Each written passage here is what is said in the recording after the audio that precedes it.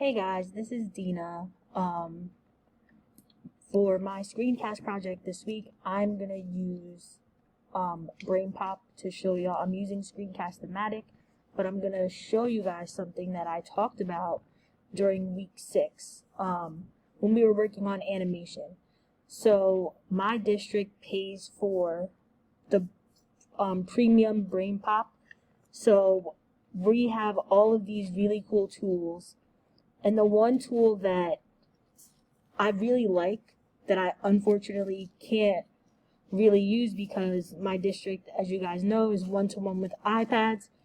It doesn't really play nice with Apple, but it's this Make a Movie feature. Now, after you watch the movie, your kids can create their own movie to show that they have fully mastered whatever concept you want them to learn. If you're not familiar with BrainPOP, BrainPOPs usually start off with a question that Tim and Moby answer. Tim is the human character and Moby is the robot. So for this example, I'm going to show you guys using an answer a letter. You could always write a new letter and then give the students the option to make their own letter or give them the prompt that they're going to create their video from. So I'm going to do, like I said, the start from the letter. And I'm going to, it gives you choices. Most of them have at least 2 choices, and then you can always do the right now. And the question that I'm going to choose is, how does the setting make a difference in a story? So once you're in, this is what the screen looks like. And I'm just going to block my microphone for that because I'm using it for Screencast-O-Matic.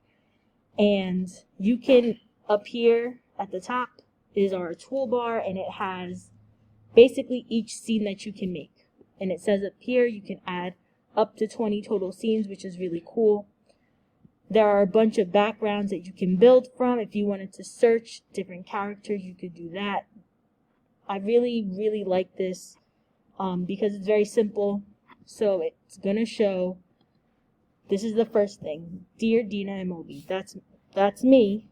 How does the setting make a difference in a story? From a friend. You can always change it to make it a little bit more specific. So if you wanted to edit the letter, you can just double click it and it would, you click the edit button.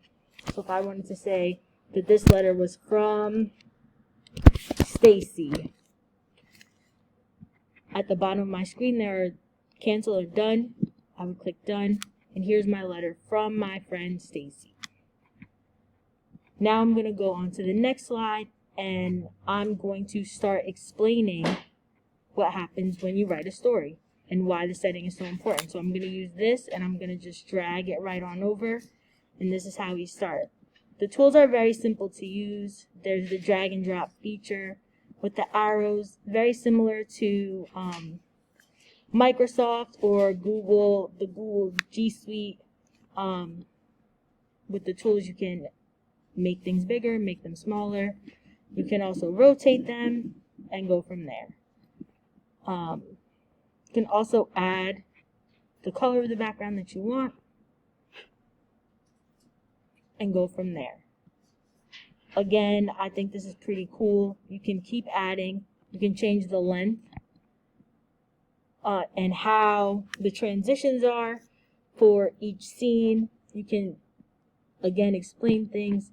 There is a feature on here, and I can't remember where it is, but you can pick all of the different characters. So one of the characters is Annie. She's in Moby, she's in BrainPOP Jr. There is a space to add them. Like I said, I can't find that feature right this second, but this is really a great tool if you want your kids to work on animating and you have access to BrainPOP and you're not using an iPad. I'm working on my Mac right now and it works fine, but again, on touchscreen devices it does have glitches here and there, which are not the best. Of course, when you're working in a program like this, you want to make sure that you tell your students to always click save. If they don't click save, unfortunately, everything does get deleted. And the kids get really upset when that happens. And they also have this preview feature where you can preview everything that you have so far. And this is what the movie would be that we created so far. And that is it. I hope you enjoyed this little video. If you aren't using BrainPOP and your district does have it, I would definitely suggest using it. It is a phenomenal tool. And that is it for me. Until next time, this is Tech Talk Tuesdays with Dino. Have a great day, all.